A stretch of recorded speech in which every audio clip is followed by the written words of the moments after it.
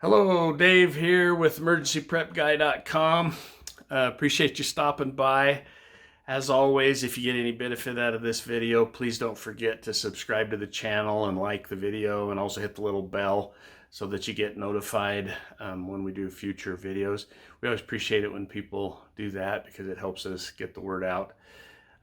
So anyway, there's my little plug. So what we're going to talk about in this video is about 7 weeks ago, I purchased 30 Rhode Island Red chicks. I live in Eastern Idaho. I've lived here about 5.5, 6 years. And I haven't, the whole time I've been in Idaho, I haven't raised any chicks. But when I used to live in Washington, I raised lots of them. I had a home in a subdivision, and in the backyard, I raised meat birds, I raised chicks. I even had a goat, one of those miniature goats in the backyard one time. The neighbor leaned over the fence and goes, "What are you guys doing? Starting a petting zoo?" Anyway, we didn't keep the goat long term. That my wife didn't like being a petting zoo. But anyway, I digress. When you're raising Cornish cross, those things, literally all they do is eat, poop, and sleep. I mean, they're just famished all the time, and they just really go through the feed, but they grow like crazy. From baby chicks till they're about 8, 9 weeks old, they're full grown and ready to process and put in the freezer. With what they call cross or dual purpose birds, like a Rhode Island Red is one that's really good egg layer, but it also has the body where it's a good meat bird as well. But they're not designed to grow as fast. I mean, they're not bred to grow as fast as like a Cornish cross is.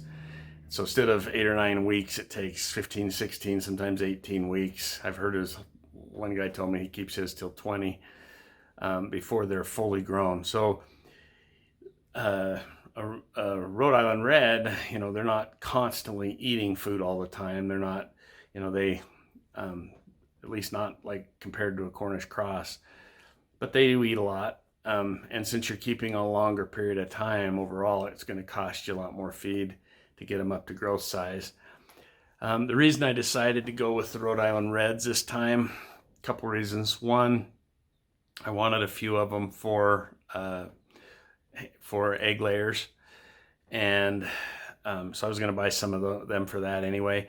And then when this whole coronavirus thing started and they started doing lockdowns on businesses and stuff, the feed store here in Idaho, they kind of looked at me with a blank stare when I was talking about, can you order me Cornish cross hens? They said they could,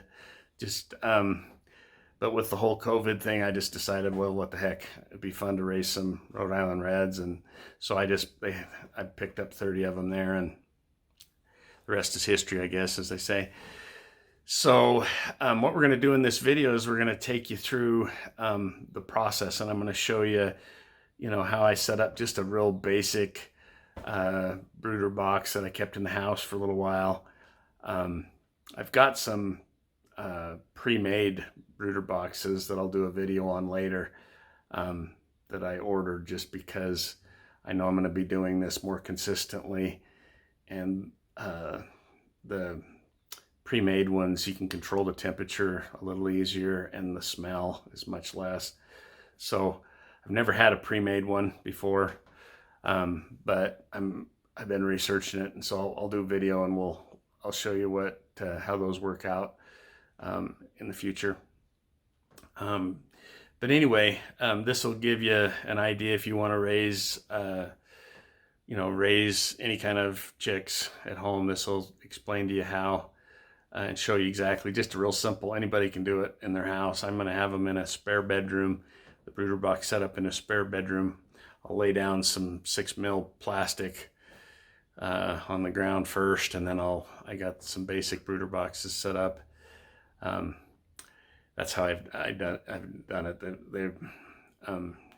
But anyway, and then the chicks are now 7 weeks old.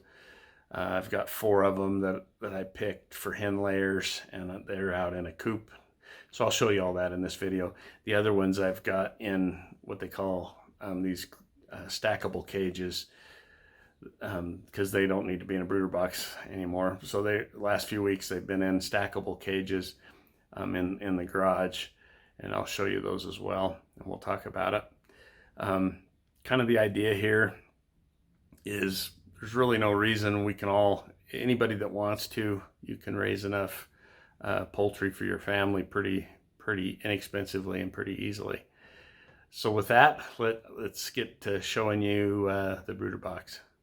Okay, so you can see here that I just used a simple cardboard box. I chose this just to kind of show you guys how simple and cheap brooder box can be. Would have been nice if you could see those birds flying up or trying to fly up. They almost getting over the side. That would have been nice to have a little bit taller sides to the box. As far as the feeder, the red feeder there, and the mason jar watering dish, you can get at any farm supply or feed store. I'm not a big fan of the red feeder there. I went ahead and used it for this, but they poop in it a lot. They stand on top of it and they poop in their food. So I'm not a big fan of that particular. I'm showing one of these cute little girls. These particular chicks are supposed to be all female. We'll find out when they grow up. As far as the bedding, I just used wood shavings. Now here you'll notice they're in a different brooder box. It's the same chicks. This is about a week later. The nights were getting warm enough that I decided to move them out into our detached garage.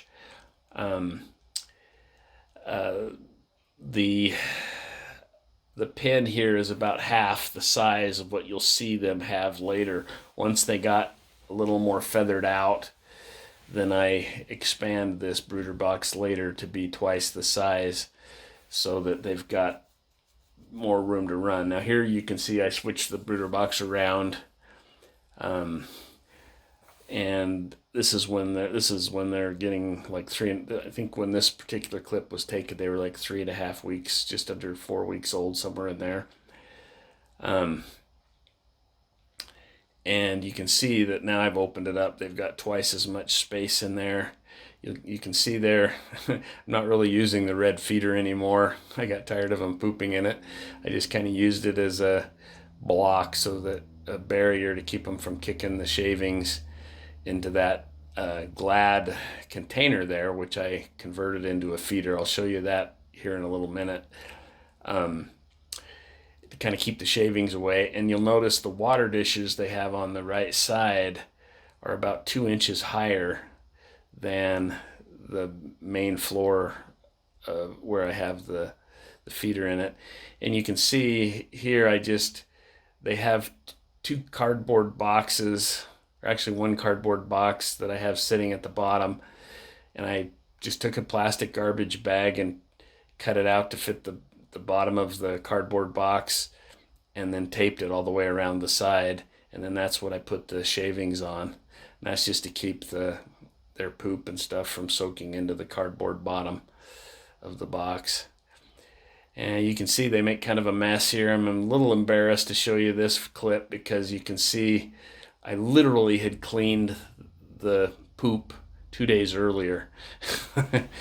You can see in the shavings that they've really, don't look too close because they really made a mess. I should have cleaned it out before I did this film, but they just kind of caught me by surprise because it was like just all overnight they just started pooping twice as much as they had been. It was kind of funny. It's just what happens when they get big and grow up. So I went from having to change it every couple of days to having to change it, almost not every day, but almost every day, every other day or so. So here now, this is when they're just about 4 weeks old. you'll notice that they're pretty much completely feathered out except for maybe right around their head. They still got the down on their head. Um, you can get a little better picture here of the pen, and you can see I have the heat lamp quite a bit higher. What you do is every week you start them off at 90. You put the heat lamp low enough that right below the heat lamp, when you want to get a little thermostat. They sell like little thermostats that you can put in a brooder box, and they're real cheap. But anyway, you lay it on the floor right below the heat lamp, and you want it to be about 95 degrees that first week. Or if you have a heat plate, you just want them to have access to that temperature for the first week. And then if you're using a heat lamp, you raise the heat lamp enough to adjust the temperature to where they get 5 degrees less each week until you stop at about 70 degrees. And the thing I like about this setup is I have that warm spot there with the shavings and the heat lamp, and then the food and the water. And so they can go in and out as if they get a little cold, they can come walk in and get under the heat lamp, and then if they want to cool off, they can walk out. And having to come out for the water, it just tells their body, if they're cold once in a while, their body tends to feather out a little quicker, I've noticed. Now here's the Glad feeder that I created. You'll see I just, on 3 sides, I put holes big enough for them to get their head in. And you can see the lid up there in the right-hand corner. I just put a couple of cut 2x4 blocks. They make a mess of those blocks pretty quick. But the 2x4s on the lid just make it so they can't knock the feeder over. And I usually put a couple 2x4 blocks like that underneath the feeder if I'm doing chicken chicks, because they get tall enough, once they get tall enough, I should say, so that they're not, so that the feeder is high enough for them to not have to crouch too much to get under there. When they're little, they don't really need to crouch too much. So when they were first little, I don't use it because it's kind of hard for them to figure out and reach in. But once they get the hang of eating and all that, like I think I started this with them about on week 2. I sometimes do it a little earlier than that.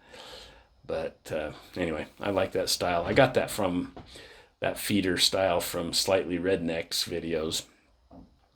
For his quail, he uses feeders like that. So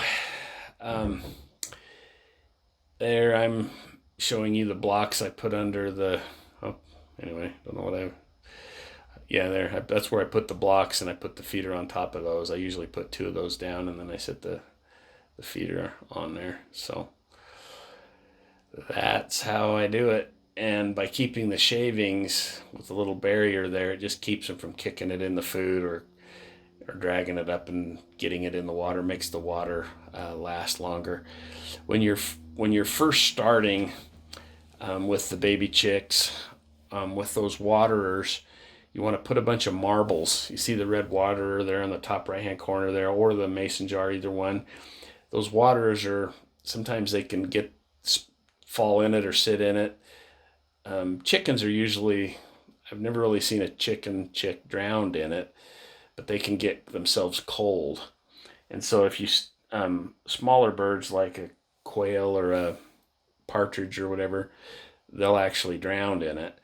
So what I always do is the first few days or week, depending on the size of the chicks, I'll fill the little trough there with marbles, and that way they can walk on it and they can stick their beak in between the marbles and get the water, but they can't drown in it or get themselves too wet. So that's a nice little tidbit there. So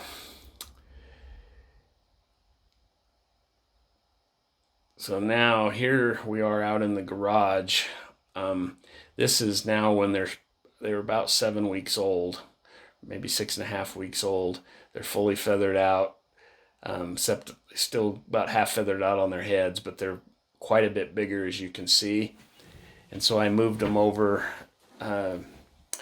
I moved them over into these pens. I actually moved them over here, to be honest. I think it was about 4.5 weeks that I moved them over here because they were feathered out enough, and I had completely weaned them off of the heat lamps, and they were doing fine.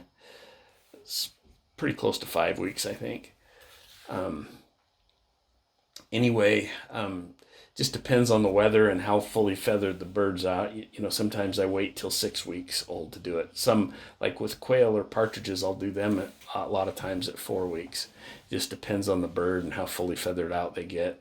And as you're regulating the temperature, you can tell, you just gradually wean them off of the heat lamp, and you can tell how well they're doing. Anyway, you kind of get the hang of it. It's not very difficult. And here you can see they're eating. I just love these are hatching time stacked cages. Now here I've got 4 of the chickens in a omelet igloo chicken coop. And I'm going to zoom in here, and you can see these are 4 of those same chickens. They don't look like the little baby chicks. They're 7 weeks old here. They're fully feathered out, even their heads. And they're just thinking they died and went to heaven. They're out there running around.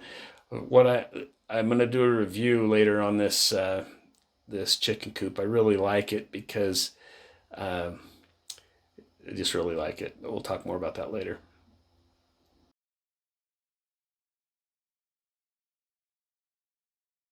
Okay, well, I hope that was interesting to everybody. If this is something you've been thinking about doing, I hope this you learned something, and maybe this gave you a little more confidence that this is something that you can do.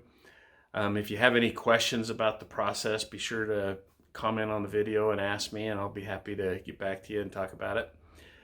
So we'll call that a wrap. Again, I appreciate you watching the video, and we'll talk to you in the next video.